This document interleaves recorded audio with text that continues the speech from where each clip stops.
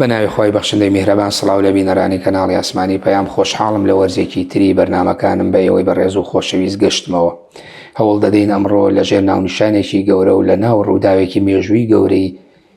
مێژووی ئیسلامدا قسە و باسێکی گرنگکەین، ئەویش باسی هیجرەت و فەلسەفەی هیجرەت و گۆڕانکاری و شێوازی ئیسلاح و ئەو پند و ئامۆژگاریانەی کە لە هیجرەتی پێغەمبەری خوا صلی الله علیه وسلم وەرەگیرێت لە مەککەوە بۆ مەدینە قسە و باس بکەیت. ئەم باسە باسێکی گرنگە لە ئێستادا، لەوانەیە جیاواز لە هەموو باسێکی تر کەس ڕووداوی مێژووی بگەڕینەوە پێویستمان بە ڕۆح و ناوەڕۆک و هەروەها پەیامەکانی هیجرەتی پێغەمبەری خوا صلی الله علیه وسلم. ئێمە ئەمڕۆ هەوڵ دەدەین لە دیدارێکی تایبەتدا گفتوگۆی ئەم باس و بابەتانە بکەین بە میوانداری بەڕێز دکتۆر سەباح بەرزنجی، سەرۆکی سەنتەری زەهاوی بۆ لێکۆڵینەوەی فکری خۆشحاڵین. دکتۆر بتوانین ئەمڕۆ گفتوگۆی بکەین لەسەر ئەم باسە گرنگە کە باسی هیجرەت و فەلسەفەی هیجرەت و شێوازی گۆڕانکاریەکانی کۆمەڵگا لە تاکەوە بۆ کۆمەڵ و هەروەها لە مەککەوە بۆ مەدینە و دروستکردنی کۆمەڵگایەکی نمونەیی لەلایەن پێغەمبەری خوا صلی الله علیه وسلم. ئەمەوێ بەوە دەست پێ بکەم گرنگی هیجرەت لە چیا بوو لە ژیانی پێغەمبەر صلی الله علیه وسلم، یا بە دیوێکی تردا بۆچی هیجرەت بووە پێداویستی و حتمیەتێکی مێژووی لە مەککەوە بۆ مەدینە. بسم الله الرحمن الرحيم. الحمد لله رب العالمين. الحمد لله على نعمة الإيمان والإسلام، والحمد لله على نعمة الإحسان والتقوى، والصلاة والسلام على سيدنا وسيد الأولين والآخرين سيدنا محمد وعلى آله وصحبه أجمعين. بيشكي من دەستخۆشی لە جەنابتو لە کەناڵی ئاسمانی پەیامەکەم بۆ سازدانی ئەم دیدارە، بۆ سازدانی ئەم گفتوگۆیە. پیرۆزبایی لە هەموو مسڵمانان بە تایبەتی مسڵمانانی کوردستانەکەم بۆ بەرزڕاگرتنی ئەم یادە پیرۆزە، ئەم یادە مهمە کە گرنگیەکەی لە ناوەکەیەوە دەرەکەوێ لە تەحلیلی هیجرەت و مهاجرەت و کۆچ و بەجێهێشتنی نیشتیمان و دروستکردنی نیشتیمانێکی تازە و پێکەوە گرێدانی جیهاد و مقاومەت و سەبر و ئارامی و هەموو چەمکە ئیمانیەکان. هیجرەت خۆلاسەی ئیسلامەتیە. هیجرەت بە هەر معنایەک تەحلیل و تەفسیری بکەی نمایەنگەر و هێمای ئەم دینە پیرۆزەیە، چونکە ئەم دینە پیرۆزە کۆکەرەوەی هەموو دینەکانی پێشخۆیەتی، ناسیخیانە بەو معنایی جارێکی تر ئەیان نووسێتەوە، نەک بەو معنایی هەڵیان وەشێنێتەوە، چونکە دینی خوا یەکە. لەو کاتەوە مرۆڤی داناوە لەسەر زەوی و کردوویەتی بە فەرمانبەری ئەحکامی خۆی، دینی خوا دینی تەوحید و یەکتاپەرستیە، دینی یەکخواناسیە و ملکەجبوونە بۆ فەرمانەکانی ئەو. هەموو پێغەمبەران بۆ جێبەجێکردنی ئەحکامی خوا پێویستیان بە کۆچ و بە هیجرەت بووە. کۆچ و هیجرەتێکی ذاتی لە ناخ و لە دەروون و لە اعتیقاد و لە فکر و لە تەسەوراتە بەرەو جیهانبینیەکی تەوحیدی، جیهانبینیەکی خواناسانەی خواپەرستانە. ئەمە وەکو قۆناغی یەکەم کە ئاستەکانی فکر و تەسەور و ویجدانەگرێتەوە. هیجرەتێکی جەستەیی ئەوەیە کە تۆ واز لە دڵبەستیەکانی خۆ دێنیت. دڵت بە چیوە بەستووە؟ بە ئاو و خاک و نیشتیمان و زێد و ماوای با و باپیران، بەو هەموو خۆشەویستیەوە کە هەیەە لە پێناوی بیر و باوەڕ و مەبدەە بەجێ ئەهێڵی بۆ نیشتیمانێکی تازە. ئەو نیشتیمانە تازەیە ئەبێ بە بەدیلێکی حەزاری، ئەبێ بە جێگرەوەیەکی ویجدانی،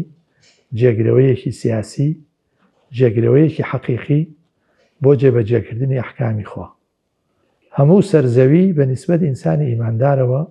نیشتیمانە، بەڵام پلەبەندی بۆ نیشتیمانەکرێ. کۆی ئەمانەی باست کە گەر بە شێوەیەکی پلەبەندی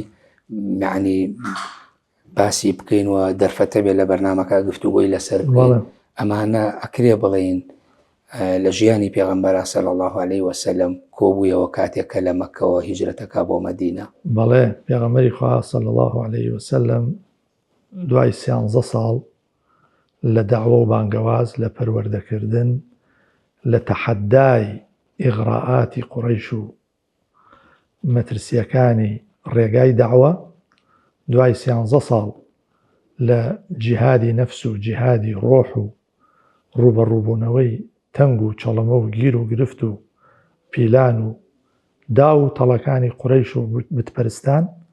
دوای ئەو 13 ساڵە بە فەرمانی خوا و بە قەناعەتی ذاتی خوا فەرمانی پێکا هیجرەت بکە. بۆچی؟ بۆ ئەوەی لە ئوفوقی مەککەوە بێ بۆ ئوفوقی مەدینە، لە ئوفوقی ئوم القوڕاوە بێ بۆ ئوفوقی مەدینە. مەدینە یعنی شار، شار یعنی نیظام، شار یعنی تەنەوع و فرەیی، شار یعنی گواستنەوە لە جۆری معاملاتی دەستا و دەست و جۆری دەستوری عورفی قەبیلەیی بۆ دەستوری مدەوەن، دەستوری دامەزراوەیی، دەستوری تەنزیم، بازدان بەسەر تانوپۆکانی ڕایەڵی هۆزایەتیە بۆ ڕایەڵی ئومەت. بەڵام فەلسەفەی ئەمە بۆ خۆی بۆ پاراستنی یا جێهێشتنی مەککە بۆ مەدینە بۆ پاراستنی بیر و باوەڕ بووە. بیر و باوەڕ ئەساسە، یعنی ئۆکۆڵێ شناسی ئینسان بەرمەبنای بیر و باوەڕەکەیەتی. ئینسان ناسنامەکەی تەواو نابێ تا بیر و باوەڕی نەبێ، تا گۆشەنیگایەکی تەوحیدی نەبێ بۆ بوون و ژیان، بۆ دەستپێک و بۆ چارەنووس لە کوێوە هاتووە بۆ کوێچێ. ئەکرێ بڵێن ئەمە پندێک وانەیەکی یا بە موسڵمانان بۆ شێوازی گزارشکردن لەوە یا چۆن قوربانی بدەنەوە بۆ لە پێناوی بیر و باوەڕەکەیانە، بە تایبەتی ئەو کاتانە کۆمەڵێک ماڵی خۆیان، ژیانی خۆیان، گوزەرانی خۆیان دەستکەوت و چۆنڵی ئەو شێوازی ژیانکردنە هەیان بوو لە مەککە بە جیانێش. ئەمە بۆ خۆی چەند پێکەیە پێوتی قوربانی. یەکەم ئێمە ناوی بنین خوا مەجموعەیەکی تەرخان کرد و ڕەخساند لە ناو مەککەیە کە ببنە هەڵگری یەکەمی ئەم ئاڵایە، هەڵگری یەکەمی ئەم پەیامە و یەکەمین جیلی پەروەردەکراوی پێغەمبەر صلی الله عليه وسلم بریتی بوون لەو سەحابانەی کە لە چەند سەد کەسێ تێنە ئەپەڕین. ئەمانە خوا وای بارهێنان، پێغەمبەری خوا وا پەروەردەی کردن و خۆیشیانە و ئیستیعداد و ئامادەگیان هەبوو کە ببنە یەکەمین هەڵگری ئەم پەیامە لە مانای قوڵەکەیدا. هەڵگرتنی پەیام لە مانای قوڵ واتە قوربانیدان و خۆبەختکردن، واتە وازهێنان لە خود، ڕووکردنە خودا، یعنی خودناسیەکەیان گەیاندنی بە خوداناسی. خوداناسیەکەش وای لێکردن هەرچێکیان هەبێت لە دنیادا بەلایەنەوە کەم بێت، بەلایەنەوە ئەوە نەبێت کە دڵی پێوە بەسن. عەبدوڕەحمانی کوڕی عەوف واز لەو هەموو سەرۆت و سامانەی خۆیێنێ،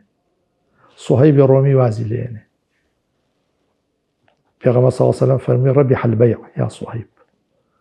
ئەو مامەڵەی کە کردت قازانجر کرد، کە وازی لە هەموو سەرۆت و بازرگانی و تیجارەتەکەی خۆیێنە. عەبدوڕەحمان بە هەمان شێوە. موسعەبی کوڕی عومەیر کە بە ناز و نیعمەت پەروەردەکرا بوو، وازی لە ناز و نیعمەتەکەی خۆیێنە، بوو بە یەکەمین سەفیری ئیسلام کە پێغەمبەری خوا پێش خۆی ئەوی نات بۆ ناو مەدینە وەی خەڵکەکە فێری تعلیماتی دین بکە، فێری ڕۆحی دینداری بکە، فێری ئیسلامەتیان بکە.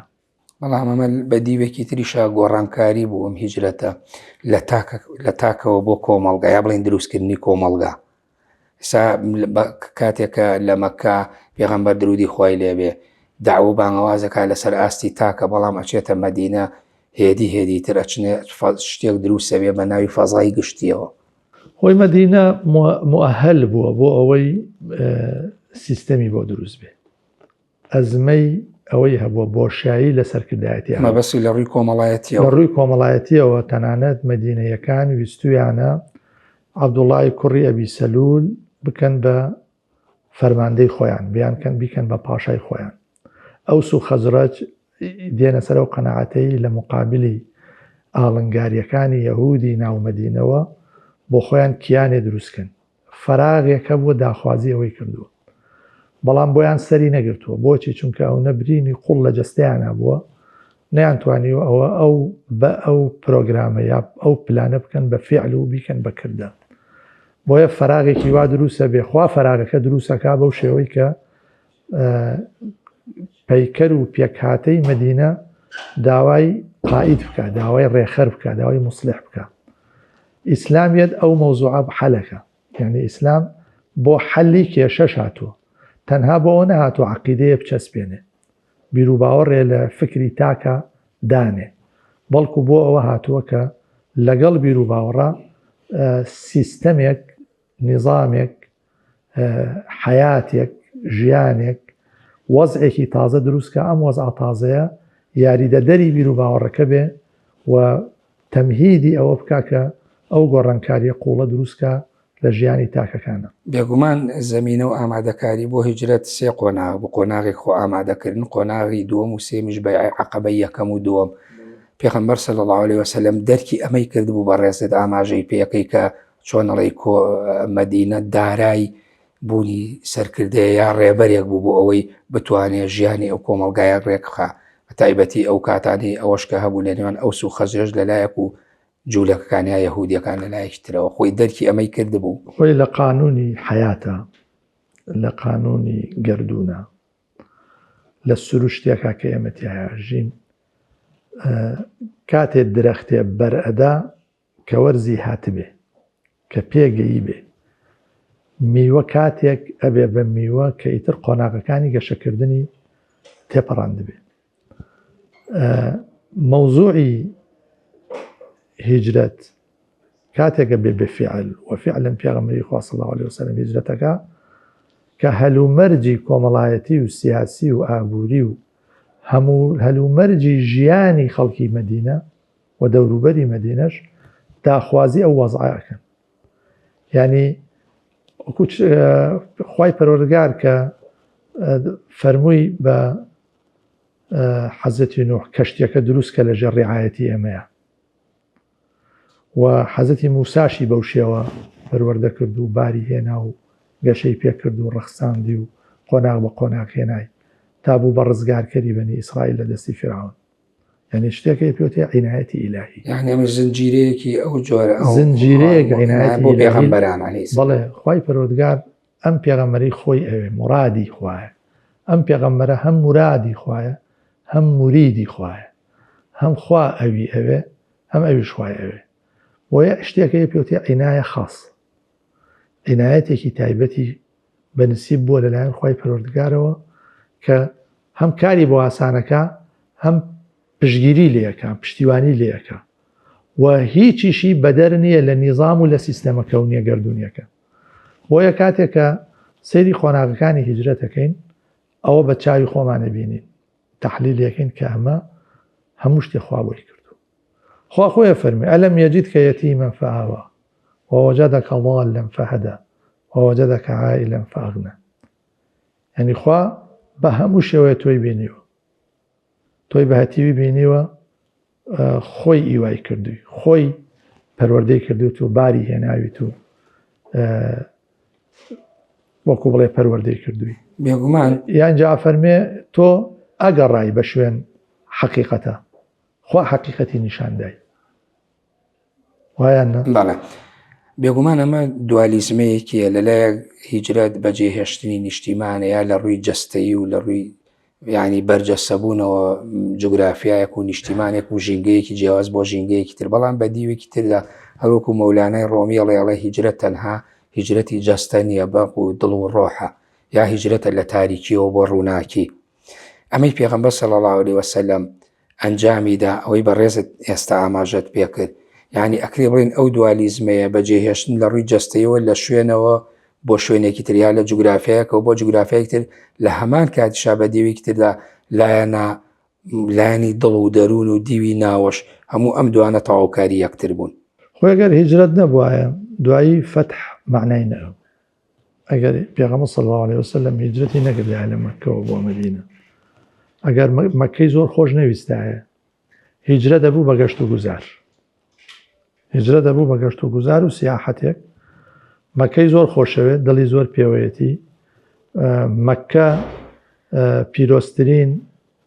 شوێنی سەرزەویە بەلای پێغەمبەری خوا صلی الله علیه وسلم لەگەڵەوە لە پێناوی عەقیدە و مەبدەکە بەجێ هێڵێت بۆ مەدینە دوایی تموحێک هیوایەک تروسکاییەک لە وجودی یەک بەیەکی مسلمانانە بە تایبەتی مهاجرینە دروستە بێ بۆ گەڕانەوە بۆ ئەو مەککەی کە خۆشەویستە کە زێدە وای کە فتوحات ئەکرێ فتحی مەککە ئەکرێ فتحی خەیبەر ئەکرێ فتحی شارەکانی تر ئەکرێ ئەمە نەتیجەی هیجرەتە یعنی هیجرەت ضرورەتێکە لە ضروراتی ئەو حرەکەتە عەزیمە کاتە هیجرەتی جەستە و هیجرەتی دڵیش هیجرەتی جەستە طبعا جەستەی ئینسانی ئیماندار تابعی دڵیەتی تۆ ئێستش لە کوردستانای چەندێک کوردستانت خۆشەوێ بەڵام دڵت لای حیجاز و لای مەککە و مەدینەیە چونکە ڕەمزی دینەکەت لەوێ قیبلەکە و لەوێ قیبلەکە و مەککەیە کەعبەیە وایانە ئەمە واکا لە ئینسانی مسلمان قوڵ بێتەوە لەوەی کە پێغەمبەری خوا ئەفەرمێ هیجرەت ئەوەیە کە ئینسان واز لە محەڕەمات بێنێ وایانە ئەن تەهجوڕە ما نەهە الله عنه هیجرەت لە زاتەوە دەست پێەکە لە ناخەوە دەست پێەکە بەڵام لە جەستەیە بەرجەستەیە بێ لە عەمەل و لە کردەوە بەرجەستەیە بێ نیزامێک کە نیزامێکی خودایی نییە خوداپەسەند نییە نیزامێک کە نیزامێکی شەرعی نییە تۆ بێ بە دەرەجەی یەکەم لە ڕووی ویجدانیەوە تەرکیکی بە دەرەجەی دووەم هەوڵی چاکسازی و ئیسلاحی بی بە دەرەجەی سێم هەوڵی گۆڕانکاری بی کە بۆت نەگۆڕا بۆی بەجێڵی تا لە شوێنێکی بەدیلە جارێکی تر خۆت ئامادەیەکەیتەوە بۆی فەتحیکەی دەربارەی ئیسلاح و گۆڕانکاریەوەی بەڕێزت باست کرد پێشتریش باسی هیجرەتی جەستە و دڵمان کرد دەکرێ بڵێن لە سێ کوچکەی دروستکردنی مزگەوت و برایەتی نێوان مهاجیر و ئەنسار و دانانی دەستوری مەدینە پێغەمبەر صلی الله علیه وسلم توانی ئەو گۆڕانکاری و ئیسلاحە بە تەواوی فۆرمەلە بکە کە نمونەی کۆمەڵگایەکی نمونەیی بێت خۆی ئەتوانین بڵێن سێ ڕەگەزی سەرەکی هەیە بۆ سەرخستنی هەر سیستمێک ڕەگەزێکیان ڕەگەزێکی ئیداریە ئیداری و پەروەردەیی ئەوە لە مزگەوت تا دەرەکە یعنی وەکو مەرکەزی حکوومەت مزگەوت وەکو مەرکەزی پەروەردەش مزگەوت دووەمینیان ڕەگەزێکی کۆمەڵایەتیە کە جیاوازیە چینایەتیەکان جیاوازیە هۆزایەتیەکان قەبیلەیەکان ئەبێ تەوزیف بکرێ بۆ خزمەتی پرۆژەکە بەگشتی کەوەش لە برایەتی نێوان مهاجرین و ئەنسارە پێش برایەتی نێوان مهاجرین و ئەنسار برایەتی نێوان خەڵکی مەدینە کە ئەوس و خەزرەت چەند ساڵ بەیەک و شەڕیان بوو پێغەمبەری خوا صلی الله علیه وسلم کۆتایی بەو نیزاع و ململانەیە هێنا ئینجا هات مهاجرین و ئەنساری کرد بەبرا ئەمە ئیسلاح ئەمە لایەنی کۆمەڵایەتی و لایەنی بەهێزکردنی جەبهەی ناوخۆیی بەشی سێهەم پەیوەندی لەگەڵ ئەوی تر ئەو ناوخۆیەی زەڕور بوو مەدینە و کاتە طبعا چونکە لە ناو مەدینە حتا کە پێغەمبەری خوا صلی الله علیه وسلم لەوێ بوو مجموعەیە لە ئەوس و خەزرەج هەر لەسەر بتپەرستی مابوون یعنی بە تەواوی ئیسلامیان وەرنەگرت بوو بەڵام کە ئاساری ئیسلامیان بینی ڕۆژ بە ڕۆژ لێیان مسلمانە بوو ڕۆژ بە ڕۆژ ئەمە ڕەکیزەی دووەم ڕەکیزەی سێهەم بوونی بەرنامە و بوونی دەستور بۆ مامەڵەکردن لەگەڵ ئەوی تر و دیاریکردنی ئەرک و واجبات ماف و ئیمتیازات ئیمتیازی دا بە هەموو کەسێ بە هەموو قەبیلەیەک هەموو قەبیلەیەکی بە ڕسمیەت ناسی هەموو ئەو بیر و باوەڕانەی کە لەوێ بوون مافی بوونی پێدان بەڵام سەروەریەکە بەدەست شەریعەتەوە بەدەست پێغەمبەر صلی الله علیه وسلم خۆیەوە بوو بەم سێ ڕەکیزەیە بەم سێ کۆڵەکەی وەکو جەناب بەداماژەت پێکرد لە سەروی هەموویشیانەوە تەئیدی خوا پشتیوانی خوا عینایەتی خوا بوو بە سەبەبی ئەوەی کە ئەم نموزەجە نموزەجێک بە ڕۆژ بە ڕۆژ گەشە بکە و خەڵکی وای پێ ببەسێ و وای لێبێت خوای پەروەردگار بفەرمێ إذا جاء نصر الله والفتح ورأيت الناس يدخلون في دين الله أفواجا خەڵک ڕۆژ بە ڕۆژ هاتن جاذبیەت و هێزی کێشندەی ئەم پێغەمبەرە صلی الله عليه وسلم خۆی و یارانی و ئەو مەدینە جوانەی کە دروستی کردبوو یەسریبی کرد بە مەدینە. جاذبیەتەکە وای کرد کە قەبایلی تریش ڕووی تێکەن و ئەوانەی کە قەبیلەی سەرکێش بوون هەز بە مەترسی بکەن و ئەحزاب دروست ببێ لە مقابلەوە بوەستن، ئێتیلافات دروست ببێ، هاوپەیمانی دروست بێت دژی ئەم دینە. بەڵام پێغەمبەری خوا هەر لە سەردەمی هیجرەتەوە لە قۆناغەکانی هیجرەتەوە بەرنامەیەکی وای دانا کە ئەم ئیسلامە یعلو ولا یعلى عليه، گەشە بکە و هیچ هێزێک هیچ تەوژمێ نەتوانێت لە بەرامبەریەوە بوەستێ. چەمکێکەیە زۆر باسەکرێ میشە لە بەرامبەر دەسەڵاتی ناکامەڵایە ئەوەی کە پێوترێ دەسەڵاتێکی ناهاوسەنگایە لە بەرامبەر کۆمەلگایە کاکە کۆمەلگاکە هێشتا عەقڵیەت و هۆش و پێشکەوتنی نەخەمڵی بێش پێڵەن چەمکی گۆڕان. پێغەمبەر صلی الله علیه وسلم توانی هەم لە ئاستی تاک و هەم لە ئاستی کۆمەلگا ئەو گۆڕانکاریە دروست بکە، جیاواز بە بەراورد ئەو کاتانەش خۆ کۆمەڵێک دەسەڵاتی تری نائیسلامی هەبوو لە دیوە دورگەی عەرەبا لە شوێنەکانی ترە، ئەم توانی ئەم گۆڕانکاریە دروستکە بێ بە نموزەجێکی سەرکەوت. بێگومان گۆڕینی بیر و باوەڕ گۆڕینی قەناعەتی تاکەکان ئەمە گەورەترین کارێکە مەبەستەوەی لە بیر و باوەڕەوە. بەڵێ گەورەترین کار کە یەکێ بتوانێ بیکە، دەسەڵاتێک کە بتوانێ بیکە قەناعەت و بیر و باوەڕ و ویجدانیاتی خەڵک بگۆڕێت، هەموم و قەزیان بۆ دروست بەڵام وەک بە ڕێزی فەرموخ و ئەوس و خەزرەش پێشتریش بەشێکیان لەسەر بتپەرستیمانەوە جوولەکەکان هەبوون، هاو بەش پەیداکەرەکان هەبوو، بیر و باوەڕیان وەکو ئەوەی کە بێنە ناو ئیسلام نەگۆڕان، بەسەوەی بیر و باوەڕەکە لە سوڵتە و دەسەڵاتەکەوە بەڕێزت باسیەکەی یاخود هەر بیر و باوەڕێکی گشتی و تێڕوانینە بەرامبەر بە پێغەمبەر صلی الله علیه وسلم. ئیسلام بە قورئان بە سیرەتی و سنەتی پێغەمبەر صلی الله علیه وسلم ئەو گۆڕانکاریەی لە تێگەیشتن و فەهمی تاکا گۆڕی. پێش ئیسلام تاکی عەرەبی احتیماماتی زۆر بچوو بوو، بیری تەسک بوو، طموحی نەبوو، طموحی لە سنووری قەبیلەت نەیەپەڕی، طموحی حتا سیاسیەک و دەسەڵاتدارێکی ژەوە بوو سەرۆکی هۆزەکەی خۆی بێ، بیری لەوە نەیەکردو هۆزێکی تر بێنێ ببن بە دوو هێزی، ببن بە یەک هۆزی بەهێز، ببن بە یەک جەمعی بەهێز. بەڵام ئیسلام هات هەر لە مەککەوە لە بیدایەتی سوورەتی فورقانە باسی ئەوە کە لیەکونە للعالەمینە نەذیرە، یعنی طموحی ئینسانەکە ئەگۆڕێ، ئاسۆی بیرکردنەوەی ئەگۆڕێ، احتیماماتی ئەگۆڕێ، قەزی بۆ دروستەکە. قەزی هەرەوە نییە کە من ئەمڕۆ بڕۆم نانی ئەمڕۆ پەیاکەم و ببڕێتەوە، مناڵەکانی خۆم بژین و تەواو، خۆم ماڵم باش بێ، سیارەم هەبێ، ئیمکاناتم هەبێ. ئەوە قەزایای ئینسانی بچووکی مادی بیرتەسکی ئاسۆ تەسکە. ئیسلام نەفسیەتی ئینسانە عەرەبیەکەی گۆڕی، نەفسیەتی موئمین ئەگۆڕێ کە ئیمانی پیا کرد، ئەو کاتە تەنها لە سنووری قەبیلەیە بیر ناکاتەوە، تەنها لە سنووری عەشرەتەکەی خۆیان بیر ناکاتەوە، لە سنووری شارە بچووکەکەیان بیر ناکاتەوە. مەبەستی لە تاکەوە بۆ کۆمەڵگا، نەک لە کۆمەڵگا، سەرووی کۆمەڵگا، سەروو کۆمەڵگا، ئەوەی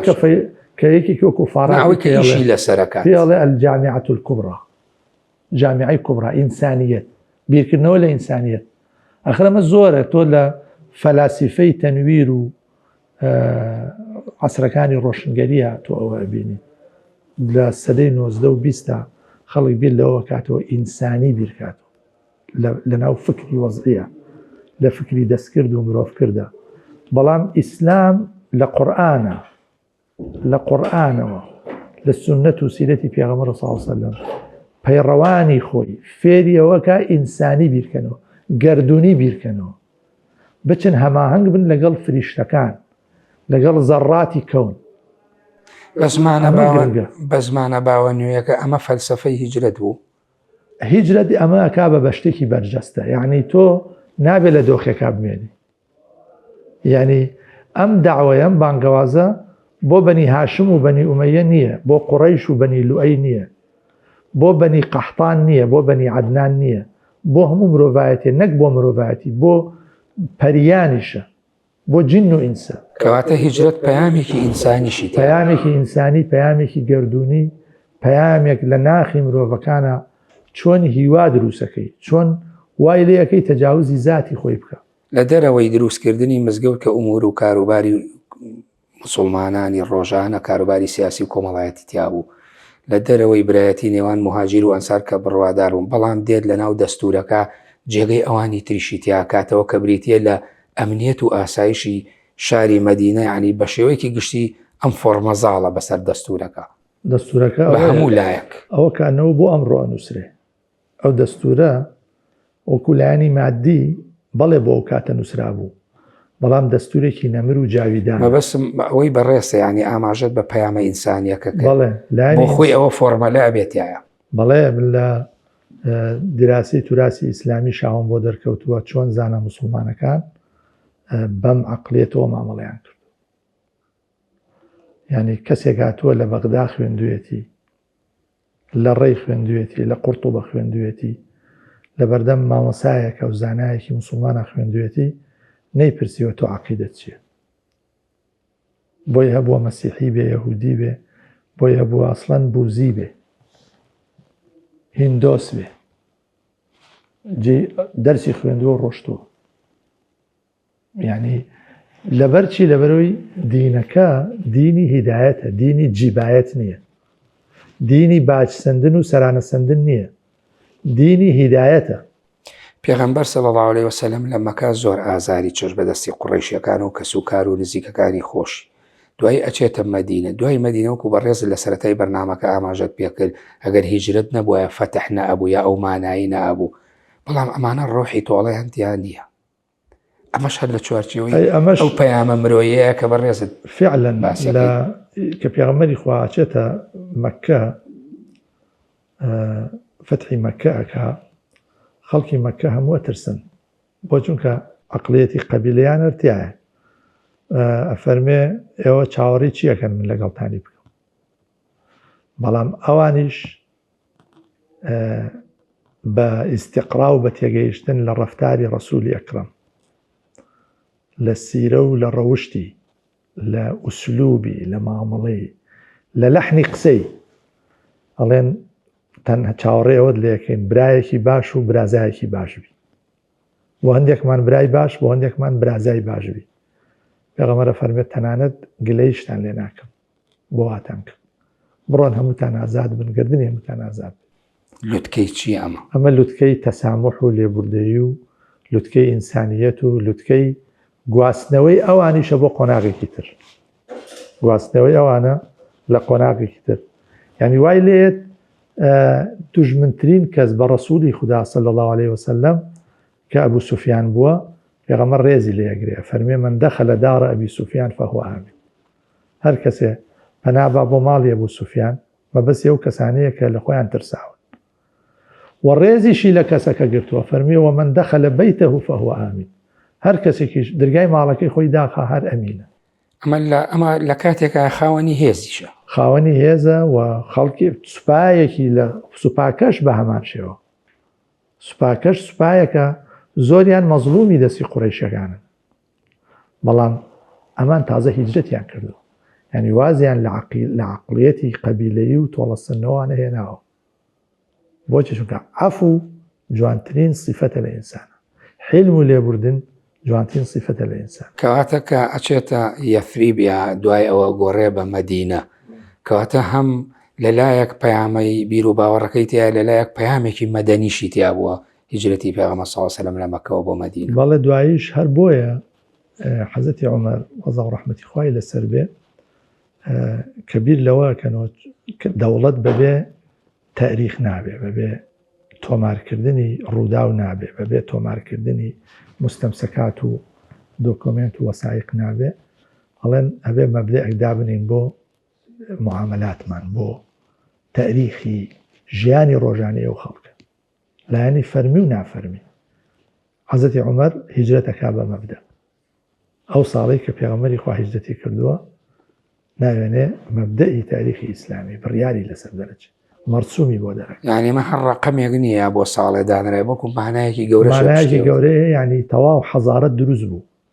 حەزارەتێ مانای حەزاریشی هەیە حەزارەتێکی بەناوی حەزارەتی ئیسلامی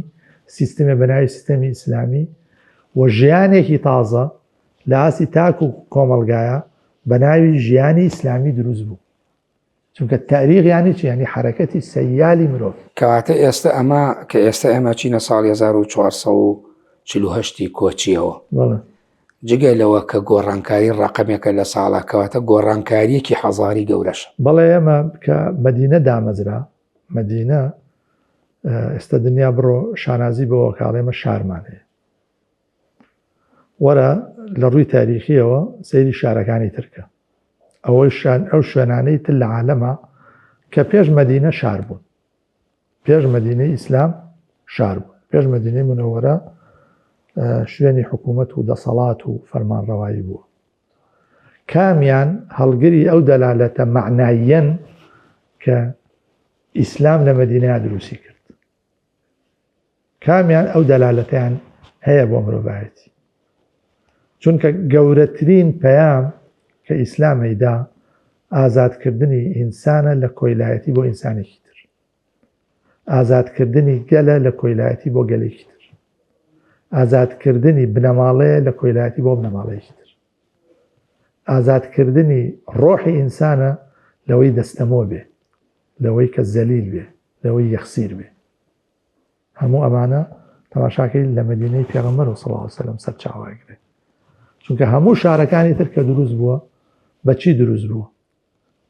بە کە لەسەری خەڵکە ڕەش و ڕوتە داماوەکە لەسەر شان و ملی ئەوان لەسەر شان و ملی ئەوان ئەهرامەکانی میسر بەچی دروست کرا شورای چین بەچی دروست کرا کۆشک و تەلارەکانی وڵاتانی تر ئیمپراتۆریەتەکانی تر بەچی دروست کرا بەڵام مەدینەی پێغەمبەر بە عەقیدە دروست کرا بە بیر و باوەڕ دروست کرا بە ئینسانیەت و بە قانونمەندی و بە یاسامەندی دروست کرا بە شەریعەت مەداری دروست کرا کۆی ئەمانە ئێمە وەک بڕوادار پێویستە چۆن یعنی ئیلهامی لێوەربگرین و ئەمە بێتە ناو سیستەمی ژیانمانەوە ناو کۆمەڵگامانەوە ناو شێوازی حکومڕانی و کۆی ئەو سێکتەرانەی ژیان کە ئێمە دەست و پەنجەی لەگەڵان نەرمەکەین و ئەمانوێ بە پەیامێکەوە کە پەیامی ئیسلامە شوێنی بکەین لە ناویا جێمان بێتوانی چۆن ئیلهامی لێوەرگین بۆی ئەو نمونەیە هەمیشە باڵا بێ هەمیشە سەر بکە ئەبێ ئەمە دیراسەی سەرەتاکانی هیجرەت بکەین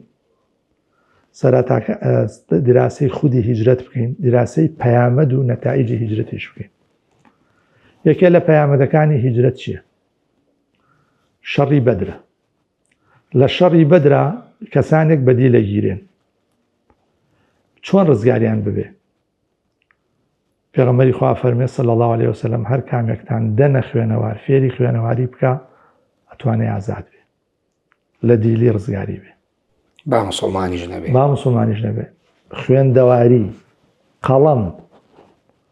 قەڵەم ئەوەندەی لە ئیسلامە مهمە لە شتی ترا مهم نییە هەر فکرەیە بگری ئەتوانی بڵێ میحوەرەکەی بریتێ لە فڵان شت علمیەوە بەڵام ئیسلام تەرکیزی لەسەر قەڵەمە لەسەر کەلیمەیە لەسەر وشەیە یعنی تۆ چ وشەیەک هەڵەبژێری کاتێکە مامەڵەیەکەی لەگەڵ خەڵکە کاتێ سیاسەتەکەی باشە کاتێ حکوومەتەکەی ئەبێ قەڵەمت هەبێ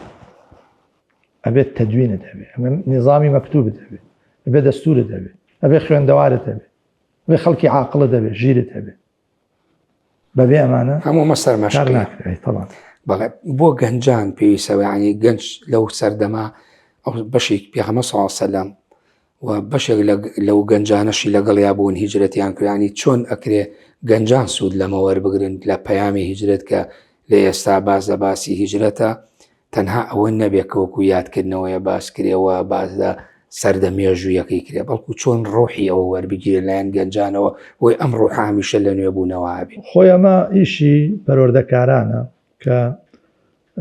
لایەنە پرشنگدارەکانی هیجرەت تەرکیزکەنە سەری